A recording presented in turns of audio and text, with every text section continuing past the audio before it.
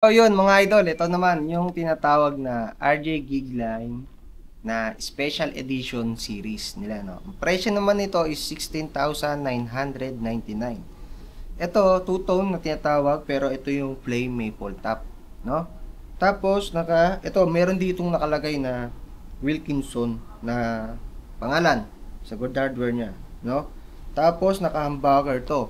Yung kanina, yung lavender is naka-single coil yun.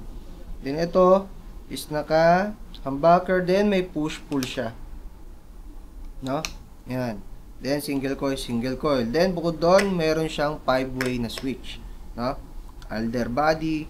Tapos pagdating dito sa neck, mga idol, itong neck nito is manipis din.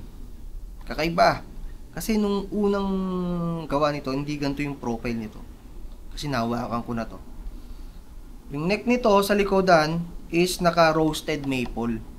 Pero kung mapapansin mo, kasi yung fretboard nito, magkaibang kulay.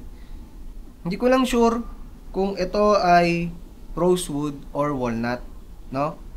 Hindi ko pa na review ng todo. Pero kasi narinig ko dati is ang ilalabas is rosewood. Kundi rosewood, walnut. Basta yun yung dalawa na yun.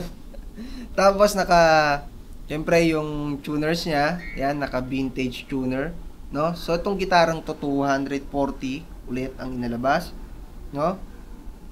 Yan, no? Ang ganda. Panalo. Ito yung sound check natin, kinabit natin sa amplifier. Yan, no? Ito yung mga idol, no? Ito yung unit.